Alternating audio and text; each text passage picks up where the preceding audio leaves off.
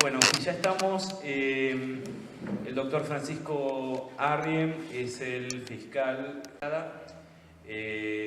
Dios mediante, próximamente tendremos otra porque se ha aprobado por ley en la provincia de Río Negro. Pero la convocatoria del doctor Arriem fue para conocer algún detalle sobre lo que significa, si se lo presenta como un cambio de paradigma en la justicia penal, por lo menos, el nuevo Código Procesal de la provincia de Río Negro, que ya lleva más de un año en aplicación. Así que bueno, lo vamos a dejar al doctor. Yo voy a parar un poquito, porque a mí me resulta más cómodo. Bien, yo me voy a ir para allá entonces.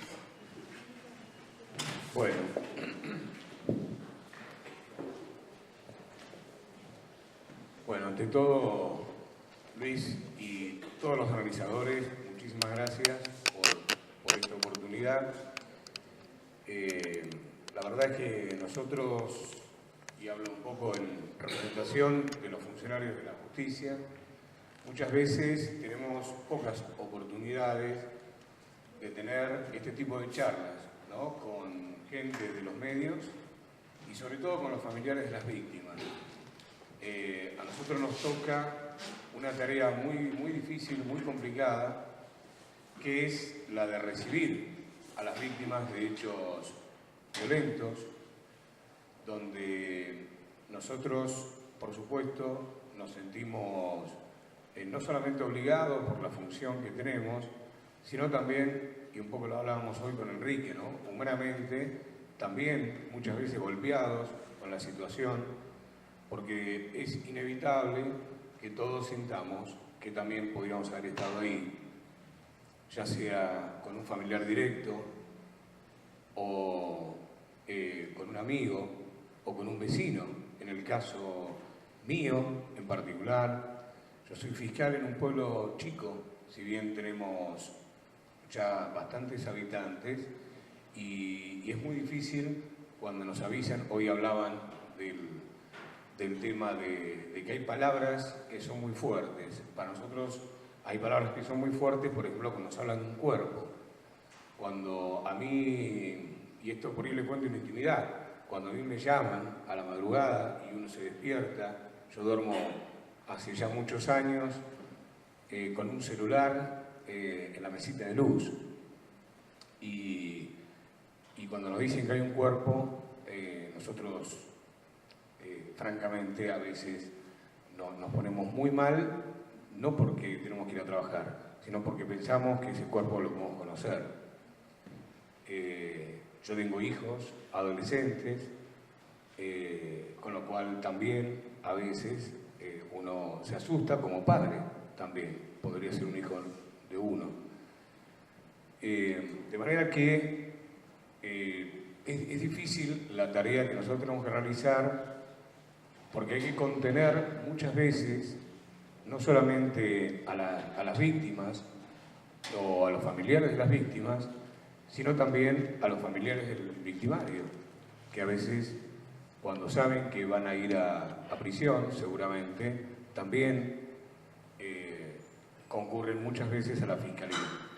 Pero bueno, es la tarea que elegimos, y en particular yo creo que es una tarea que debemos transparentar, porque uno de los problemas que ha tenido la justicia en estos últimos tiempos, o hace ya mucho tiempo, es la relación con la comunidad. Todos sabemos las graves dificultades que tiene la justicia para poder comunicarse con la gente común, el ciudadano de a pie, y mucho más con el tema de la prensa. Pero yo les digo que yo hace 30 años que vivo en este pueblo, y hace 30 años que estoy ejerciendo la profesión. 12 como fiscal, pero 18 como abogado particular, así que estuve y estoy en los dos lados del mostrador, así que puedo hablar con conocimiento de causa, porque no fui toda la vida funcionario judicial. Y la buena noticia es que está cambiando mucho la justicia, muchísimo. Y esto para ustedes que han vivido situaciones muy difíciles, y por ahí le hablo más a las familias de las víctimas, porque me parece que es la parte más sensible que en el sistema judicial hay que tener en cuenta. Y ha cambiado mucho la justicia, y está cambiando mucho la justicia, y está cambiando mucho a fuerza de sentir estas situaciones traumáticas donde muchas veces nosotros como fiscales o los mismos jueces no han sabido cómo manejarse, sobre todo en la parte humana o en la parte de relaciones y de comunicaciones. Pero también porque el sistema de la justicia penal era un sistema, y les digo era porque si bien todavía en la justicia federal sigue siendo igual que antes, igual que siempre, en las provincias ha habido una modificación muy, muy importante, y nosotros lo hemos vivido hace un año, donde la realidad es que lo que antes la víctima realmente no existía en el proceso penal, no era nadie, era simplemente la persona que denunciaba, y después quizás algunos reclamaban y otros no. Hoy tiene un lugar central. Y esto es posiblemente por la gran cantidad de familiares de víctimas que han presionado, por ahí un poco como decía Luis, junto con la prensa y demás, pero también porque todos los sistemas, y sobre todo el sistema penal, el sistema de la justicia, también va evolucionando a medida que va evolucionando la sociedad. Los medios de comunicación también evolucionaron. Hoy hablaban de las redes sociales. Y la justicia también. La justicia también, porque la justicia somos todos nosotros. Somos la sociedad. Nosotros somos parte de la sociedad. No hemos venido de otro planeta ni nada. Somos parte de la sociedad. Y nosotros también tenemos que evolucionar, y nosotros también evolucionamos. La verdad que yo escuchaba recién cosas y le decía que me dan más ganas de hablar de lo que se habló recién que del cambio de paradigma, como dice el título, del Código Procesal. Porque la verdad es que se han dicho muchas cosas y hay muchas cosas que nosotros nos hace mucho ruido a los funcionarios judiciales. Por ejemplo, esto de qué podemos hablar y qué no podemos hablar, si lo vamos a canalizar institucionalmente o vamos a hablar directamente con el medio de prensa, hasta dónde podemos avanzar con la víctima y contarle detalles o no, o los familiares de las víctimas, cómo preservar al imputado, porque ustedes saben que hay un principio que es la presunción de inocencia, y esto es sagrado, porque todos somos ciudadanos y a todos nos puede pasar que en algún momento nos acusen de algo, y es muy fácil caer en lo que nosotros llamamos la demagogia punitivista, ¿no? Esto de que no esperemos a que una persona transite todo un proceso y ajusticiémoslo rápidamente. Esto lamentablemente algunos medios irresponsables así lo hacen. No hablo de los familiares de las víctimas porque están atravesados por el dolor y la verdad que nadie puede exigirle nada, pero sí muchas veces nosotros somos, entre comillas, presionados para que haya una justicia express. Y la justicia express o la justicia rápida no siempre es una buena justicia. Tampoco la justicia lenta, porque eso tampoco es justicia. Pero nosotros tenemos que transitar entre esos dos lugares, en dar la satisfacción a la víctima que exige la justicia como corresponde, y a su vez respetar las garantías de aquellas personas que son acusadas de un delito. Y nosotros los fiscales no somos imparciales, somos partes en los juicios, pero tenemos que ser objetivos. Y esto es un detalle que no es menor. Nosotros tenemos que llegar a descubrir la verdad de un hecho. Nosotros no podemos dejarnos presionar por nadie, ni por la prensa, ni por el poder político, ni por los grupos, ni por nada. Nosotros tenemos que trabajar en función de conocer la verdad. Y nosotros creemos, o por lo menos yo, no sé si puedo hablar en nombre de todos, que la verdadera justicia es cuando se conoce la verdad. La verdadera justicia no es una sentencia rápida, no es la justicia mediática, no es la justicia popular, si se quiere decir, el linchamiento, como muchas veces ocurre, o la mal llamada justicia por mano propia. La verdadera justicia es cuando se llega una sentencia y todos sabemos o todos tenemos la certeza de que eso fue lo que ocurrió. Y, por supuesto, la sanción correspondiente. Porque si no hay sanción, obviamente no hay justicia. Y esto está absolutamente claro.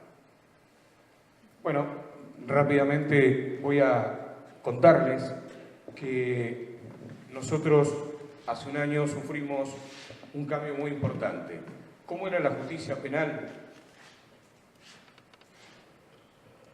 ¿Cómo era la justicia penal antes?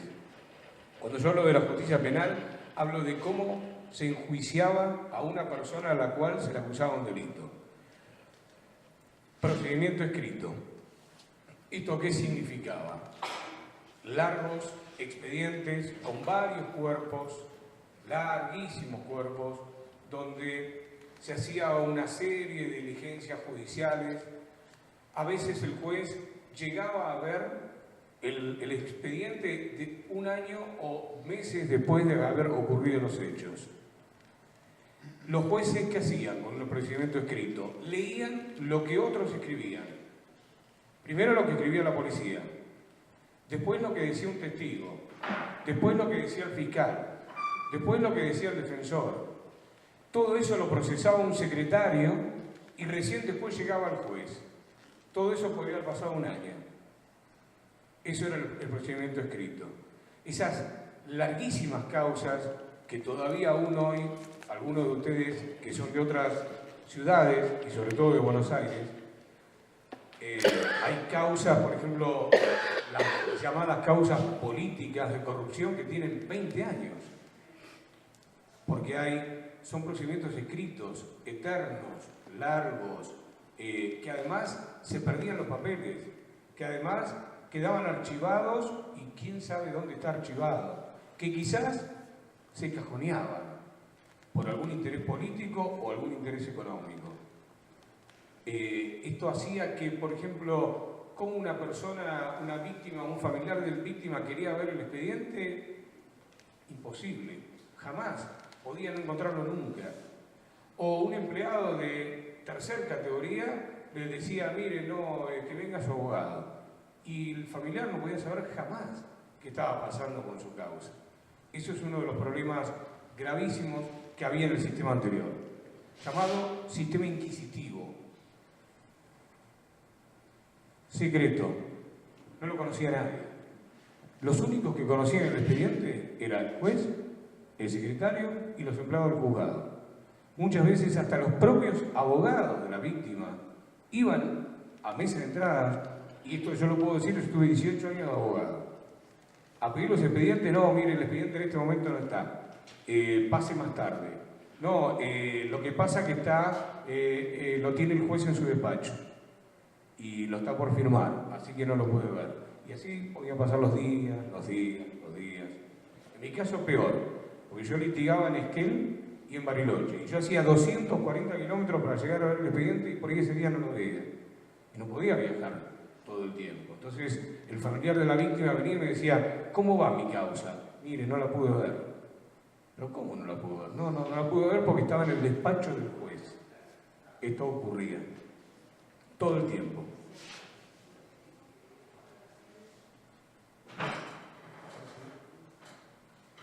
Bueno, la lentitud exasperante. ¿Qué pasa? ¿En qué etapa está el expediente? Y no sabemos.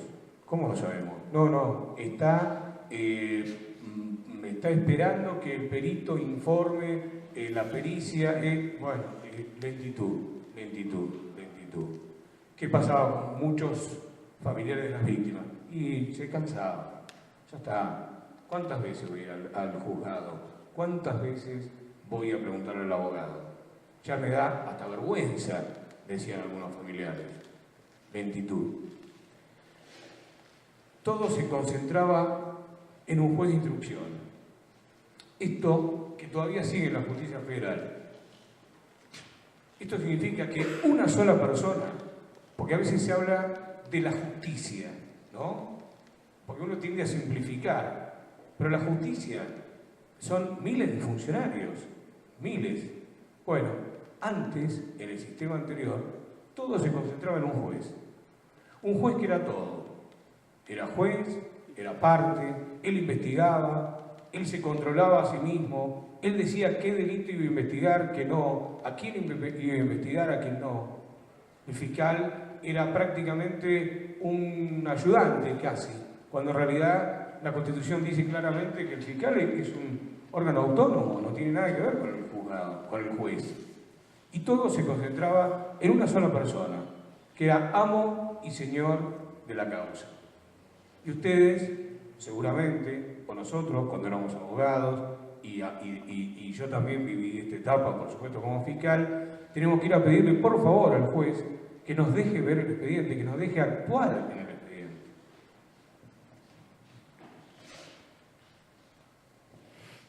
Esto es autoritarismo puro. Muchas veces hablamos de democracia, de república. ¿Qué democracia, qué república puede haber si una persona sola, sin control, que era el juez de instrucción, manejaba todo el expediente como él quería? Amo y señor del expediente. Se sentaba arriba del expediente y decía, acá se hace lo que digo yo. Si para mí esto es delito, lo voy a investigar. Y si no es delito, no lo investigo. Y listo, y quedará por ahí. Fácil de presionar. El fiscal, una intervención secundaria en la investigación, inconstitucional. La Constitución dice que los jueces tienen que ser imparciales. ¿Cómo puede ser imparcial un juez si es él el que investiga y es él el que resuelve? Él hace todo. Es imposible que sea imparcial, ¿no?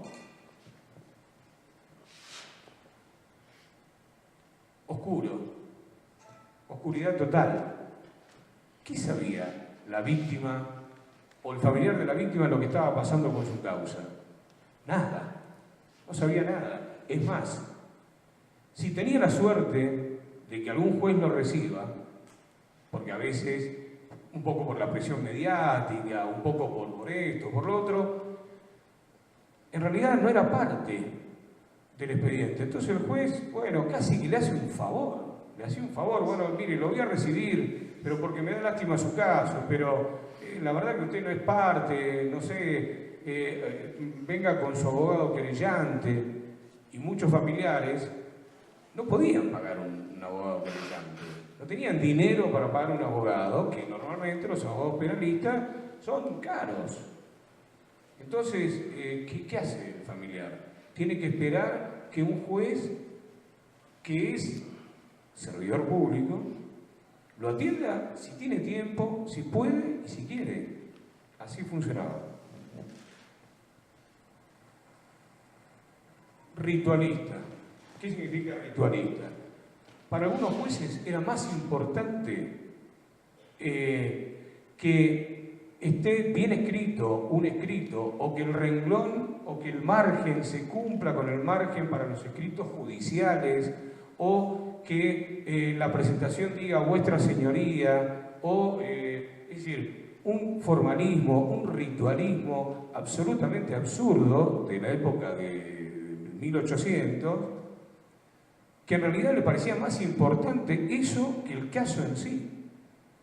No importaba que había personas, que había víctimas, imputados, personas presas, meses, sin que nadie mire el expediente, sino lo importante es que el expediente esté prolijo.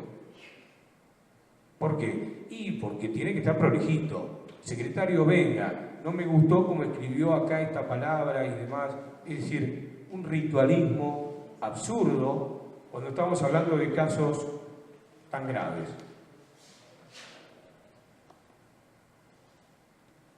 Una rigidez absoluta en la investigación. ¿Esto qué significaba? Los jueces decían, bueno, que actúe el perito, que actúe el fiscal, que actúe el secretario y no salgo de ahí. Es decir, hoy, ustedes imagínense los delitos del crimen organizado. Es decir, bandas criminales súper sofisticadas que tienen una tecnología tremenda y los jueces atrás de su despacho haciendo escrititos a máquina. Un absurdo. Obviamente nunca se llegaba a nada y por eso había mucha impunidad y mucho fracaso en las investigaciones. Ineficiencia, muchas prescripciones. ¿Saben lo que es la prescripción? Algunos sabrán. La prescripción es cuando las causas no se mueven, se caen. Porque el Estado, para perseguir a una persona por un delito, tiene un tiempo. No puede estar toda la vida persiguiendo a una persona. Entonces, pasado ese tiempo, si no se consigue nada, la causa se archiva. Y muchas veces no se prescribía porque realmente no había más pruebas para encontrar, sino porque se quedaban ahí, se quedaban en las pilas y pilas de expedientes hasta que prescribían. Esto era muy común en un sistema anterior donde no se le rendía cuentas a nadie. Elevado índice de prisión preventiva. ¿Qué pasaba? Ante esa ineficiencia, y cuando sí presionaban los medios o presionaba las familiares, bueno, decía el juez, metelo preso y listo. Cuando el tipo está preso, ya está. Se calma todo el mundo. Total, está preso. ¿Sí? Se va a calmar los familiares porque si el tipo está preso, se calma la prensa porque está preso. Y se calma el poder político porque no hay lío, porque el tipo está preso. Ahora, en algunos lugares, el 80% de los presos eran con prisión preventiva. La prisión preventiva, lo explico así rápidamente, es cuando uno dice, bueno, esta persona tiene que ir presa mientras se investiga para que no entorpezca la investigación o para que no se fugue. Si es una persona que no tiene arraigo, que no sabemos quién es. Pero no puede haber una condena anticipada. No puedo meter un preso a una persona por las dudas. Privar de libertad, bueno, hoy recién se habló, las condiciones de la prisión es tremenda. Y si bien no es algo que depende, entre comillas, de la justicia, sino que depende del poder político, eso pocas veces se dice, la realidad es que no hay nada peor que un inocente preso. Porque que un culpable vaya preso, vamos a estar todos de acuerdo, obviamente, pero que un inocente esté preso es tremendo. Fíjense, imagínense si nos pasa a cualquiera de nosotros. No tenemos nada que ver con la causa y nos mandan presos, entre comillas, para calmar a las fiebres. Eso era una barbaridad. Es lo mismo, antes, con el sistema anterior, era exactamente lo mismo. Una persona que se robaba una manzana de una verdulería a un homicidio. El procedimiento era exactamente igual. Escrito, lento, formalista. Y por ahí una persona que se robaba una manzana podía estar 2 años preso por una manzana. Y un homicida podría estar dando vueltas por la calle sin ningún problema porque se aprovechaba de ese sistema ineficiente. Voy a ser más rápido. Muchos casos impunes. Los plazos se decían ordenatorios. Esto es un invento de los abogados. ¿Saben qué significa plazo ordenatorio? No hay plazo. No hay plazo. El ordenatorio era eso. Era, tomate el tiempo que quiera para investigar lo que quiera, para resolver lo que quiera, no importa la gente, no importa nada. Esto, así era el sistema anterior. Todavía la justicia federal sigue siendo así.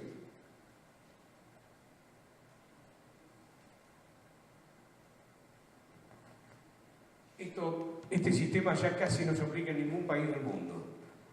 Ya se terminó. Porque, obviamente, la ineficacia era total.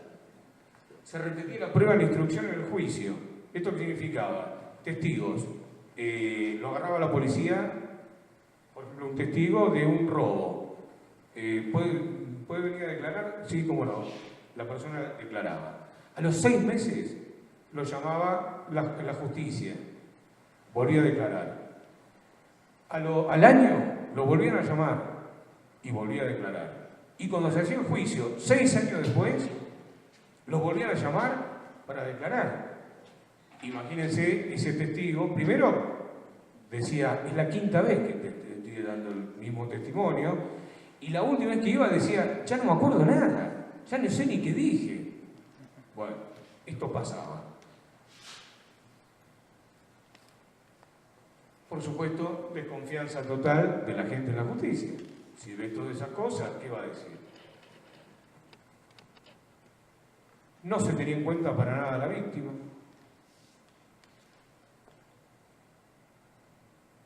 Permitía el famoso chicana del recurso. ¿Qué hacía? Un abogado defensor, por ejemplo, apelo todo. Y presentaban un escrito de 100 hojas apelando.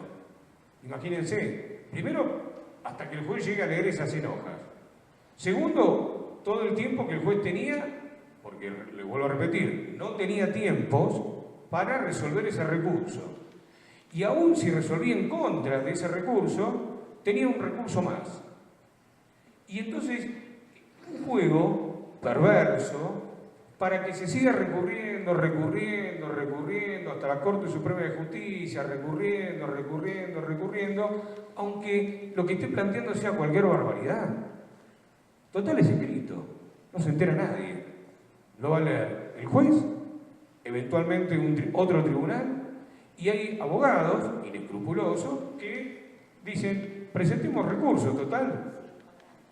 Claro, yo sigo cobrando, sigo sosteniendo la causa, años y años. Y esto lo permitía un sistema absolutamente injusto para todos. Bueno, por supuesto, una demora enorme en la resolución de los recursos. La Corte Suprema de Justicia, por ejemplo, hoy sigue sin tener plazo. Tiene miles de recursos de todo el país que no resuelven.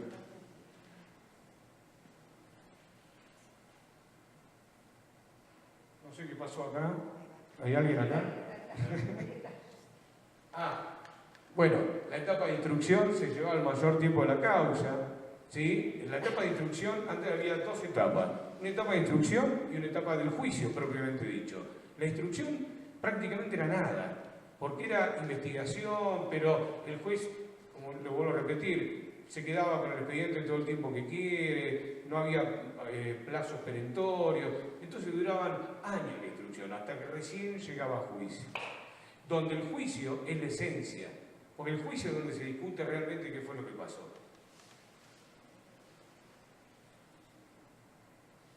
No sé cómo funciona esto. A ver. Ahí estaba la anterior. Estaba la anterior. Bueno, los jueces delegaban funciones, no iban los jueces personalmente, muchas veces los jueces solo firmaban, ¿sí? Lo hacía todo el secretario, hasta las sentencias llegaba a ser el secretario.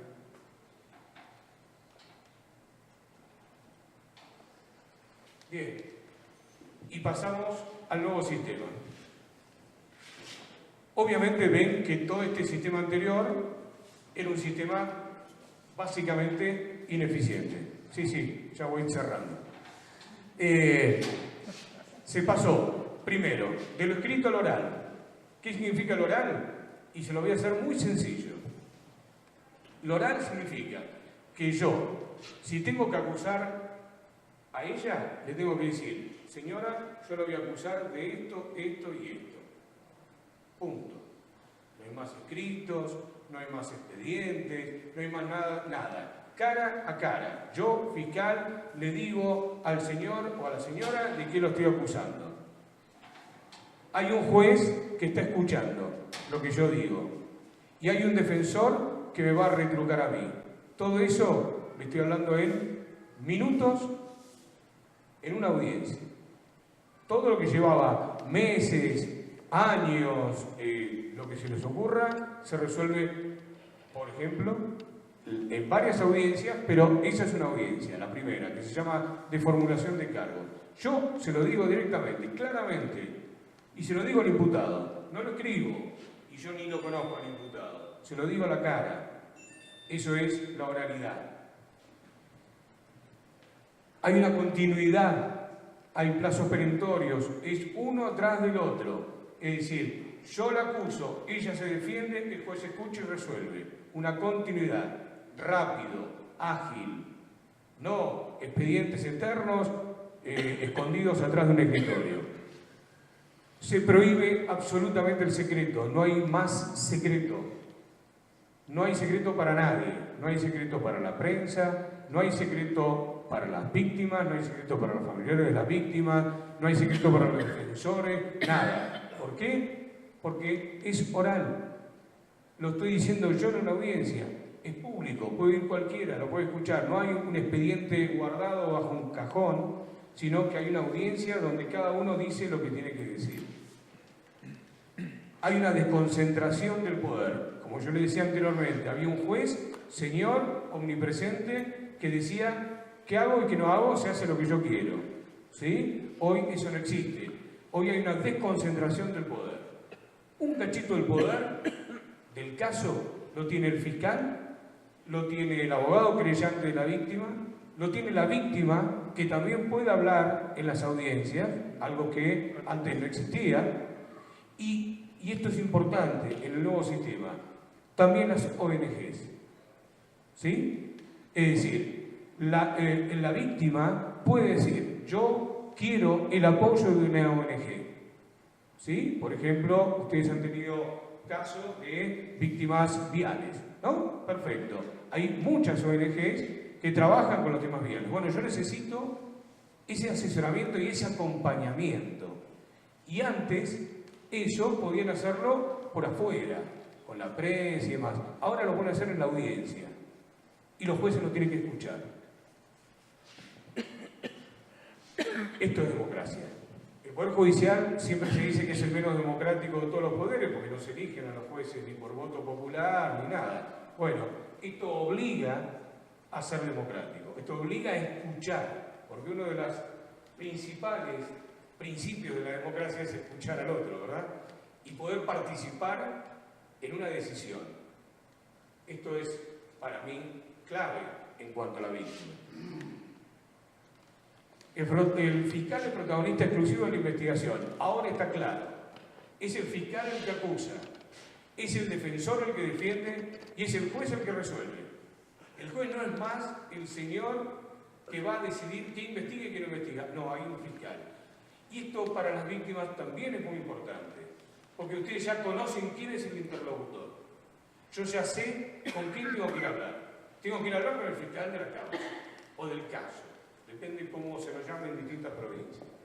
No es la justicia, es el fiscal. Tengo que ir a hablar con el fiscal. Él es el que me va a llevar. Después yo puedo, si quiero, contratar un abogado, si yo quiero me apoyo en las ONGs, pero es el fiscal el que lleva mi causa. Y es el fiscal el que me tiene que rendir cuentas. ¿Sí? Por lo menos en la etapa de la investigación. Después el juez resuelve y bueno, quizás después el juez tendrá que, obviamente, rendir cuentas por su decisión.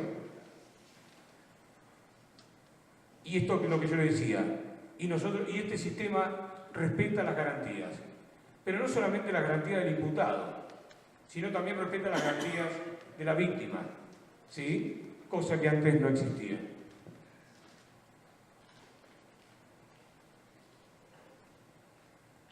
Esto es transparencia, que es muy importante, que es uno de los miedos más grandes que tiene el familiar de la víctima.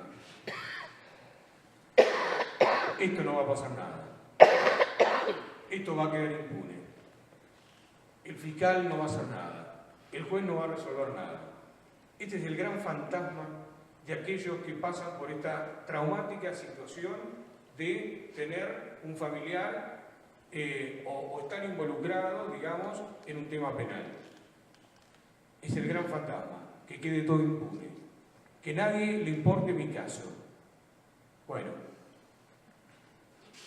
este sistema no sé si va a dar toda la satisfacción, entre comillas, que pretende la víctima, pero por lo menos va a tener la posibilidad de estar y ver. No es que va a tener muchos intermediarios en el medio, va a estar ahí. Va a ir a todas las audiencias, si quiere, y va a escuchar qué dice el fiscal, va a escuchar qué dice el defensor, va a escuchar qué dice un testigo, qué dice un perito, y finalmente va a escuchar cuál es el fundamento del juez para resolver lo que resolvió. Esto me parece a mí que como sistema es muy importante para la víctima, porque la víctima, y además lo van a escuchar a él. Con lo cual, me parece que como sistema es muy superior a lo que veníamos conociendo. Los fiscales tenemos una flexibilidad absoluta en la investigación. ¿Esto qué significa? Que no tenemos rigidez. Nosotros tenemos lo que se llama la libertad de prueba. Yo puedo, siempre y cuando la prueba, por supuesto, sea legal, ¿no? Que no haga nadie ilegal, puedo tener una absoluta y total libertad para investigar. Me puedo apoyar en las ONGs que tienen experiencia, me puedo apoyar en universidades, me puedo apoyar en institutos, en peritos de todo tipo.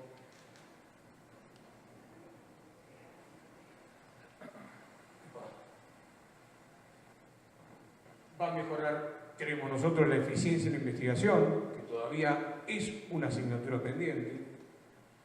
No hay posibilidad prácticamente de la prescripción de la acción, porque ahora tenemos plazos perentorios y porque sabemos que las causas, si nosotros no las impulsamos, se caen. Y además sabemos que la víctima nos está requiriendo que rindamos cuenta, cosa que antes no ocurría. Las prisiones preventivas, que antes era la salida elegante para calmar a las fieras, como yo digo, ahora si yo pido una prisión preventiva se lo tengo que pedir a un juez, en un juicio oral y público con el imputado delante mío, con el defensor defendiéndolo, con la víctima al lado, y tengo que explicar por qué necesito que esa persona quede en prisión preventiva hasta que yo culmine con mi investigación, o por qué hay un peligro de fuga. Pero eso se hace en forma transparente. Y no puede más un juez mandar, entre comillas, preso a una persona por las dudas para quedar bien. Perdón. Lo voy a hacer más rápido porque se van a quejar de mí. A ver si puedo ir más rápido. Perdón la tecnología, pero los plazos son perentorios, son plazos cortos. Toda la prueba se produce en el juicio oral, esto que le decía anteriormente, absolutamente toda la prueba ustedes la pueden ver en el juicio oral. No es que le cuenta el fiscal ni le cuenta el abogado qué pasó en el expediente. Esto lo ven ustedes, escuchan al perito, escuchan al testigo, y ahí ustedes, y ni hablar cuando haya juicios por jurados, la participación ciudadana se ve en ese momento. No le cuenta a nadie nada, ustedes están ahí y ustedes lo ven. Esto me parece a mí, como familiar de víctima, que es muy importante. Se le da a la víctima muchos derechos y participación que antes no existía. Y si puedo pasar rápidamente para irme más rápido, le digo algo muy rápido. Hoy se puede impugnar. Esto se llama impugnar a esto que yo les decía, recurrir, ¿no? El famoso apelación. Bueno, pero ¿saben la diferencia? En que antes yo, abogado, podía hacer un escrito de 100 hojas que algún día lo iba a leer el juez. Mientras tanto yo apelaba, me quedaba tranquilo. Ahora, en una audiencia, tengo que explicarle al juez por qué me opongo a lo que el juez resolvió. Y tiene que ser, y hay una palabra que es dirimente, tiene que ser importante. Si no, el juez me lo rechaza inmediatamente. Y me lo rechaza en la audiencia. No está 6 meses para resolver la apelación. Yo tengo que decir, mire, si yo soy abogado defensor, mire, se afectó el derecho de defensa de mi cliente por tal y tal motivo, por tal cosa. O yo fiscal, mire, usted me está impidiendo investigar por tal motivo y por tal motivo. Pero así como yo estoy hablando con ustedes, y el juez resuelve en el momento. Tiene que resolver en el momento. No se puede más apelar y estar años apelando una causa, ¿sí? Esto es súper importante por los tiempos que ustedes necesitan como familiares de las víctimas. Bueno, lo voy a hacer más rápido, si esto funciona. Esto me voy a quedar solamente en la segunda parte, en la segunda frase. Juez y partes en persona en las audiencias. Antes los jueces podían delegar. Lo atendían a ustedes seguramente empleados. Hoy los jueces no pueden delegar en nadie. Los jueces tienen que estar ahí y tienen que resolver. El fiscal tiene que estar ahí y tiene que pedir lo que quiere pedir. Y el defensor tiene que hacer su defensa en el lugar y en el momento adecuado, que es la audiencia. ¿Sí? Todo esto no ocurría. Tampoco para los imputados. Muchas veces los defensores eran inexistentes. O sea, mucha gente está presa en la Argentina y estuvo presa en la Argentina sin defensa, prácticamente.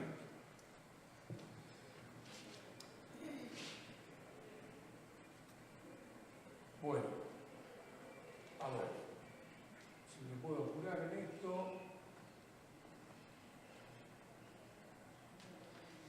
Y voy a cerrar con esto. Esto dice el artículo 12 del Código Procesal Penal de Río Negro. La víctima de un delito tiene derecho a la tutela judicial efectiva. Tutela judicial efectiva es un eufemismo para decir que se le haga justicia. Tiene derecho a que se haga justicia con su caso. Y a la protección integral de su persona frente a las consecuencias del delito.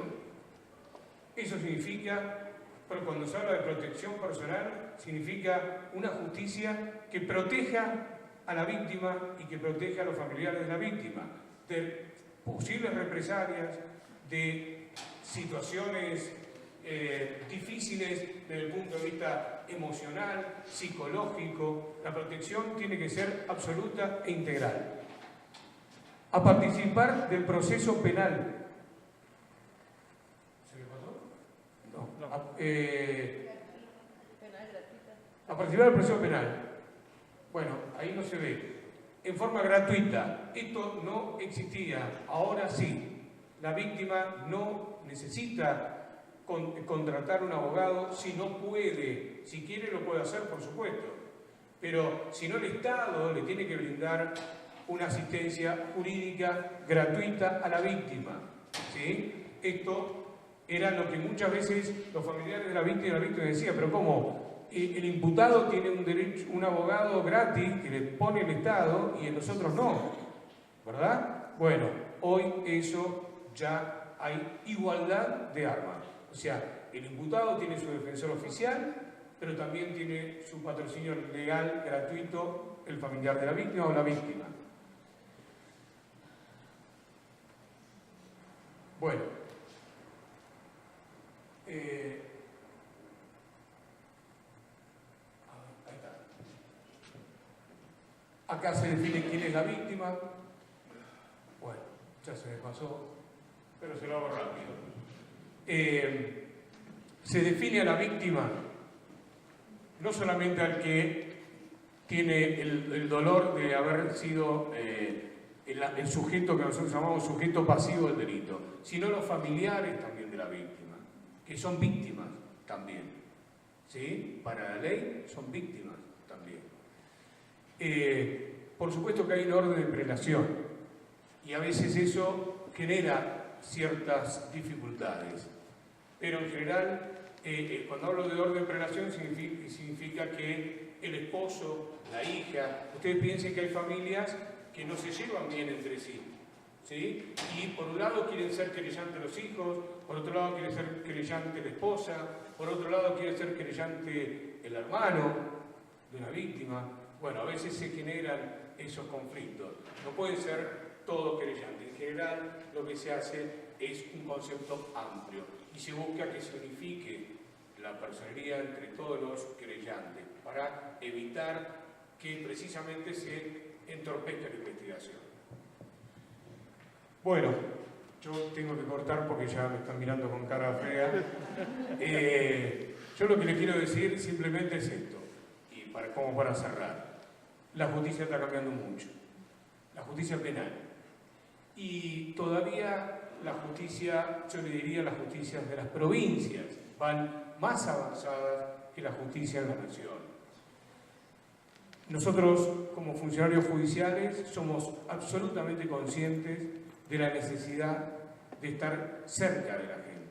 Sabemos que si la gente no accede a la justicia, si no hay un acceso real a la justicia, nosotros no estamos haciendo buena justicia.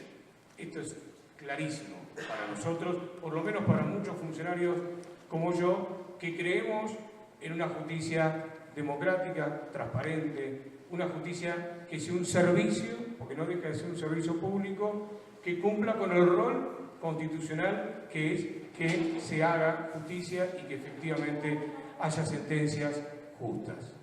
Nosotros, en lo personal, yo quiero decir que desde Bolsón, el hecho de ser un fiscal de pueblo nos obliga a estar mucho más cerca de la gente, por una cuestión obvia. Yo siempre cuento la anécdota, ¿no? Un día fui a la carnicería, estaba comprando un asado para comer un asado de fin de semana y tenía atrás mío, en una misma causa, a un imputado y atrás a la víctima. No, en una causa menor, por supuesto, había sido unas amenazas, se habían peleado. Y estábamos ahí y estábamos los tres y nos mirábamos los tres y estábamos los tres comprando carne para ir a comer un asado, cada uno con su familia. Sin embargo, los tres estábamos muy vinculados. Y para mí eso es un claro ejemplo de cómo tiene que ser que nosotros somos todos iguales. No hay funcionarios que están en otro planeta y todos somos ciudadanos de a pie. Y a todos nos puede pasar. Bueno, muchas gracias a todos.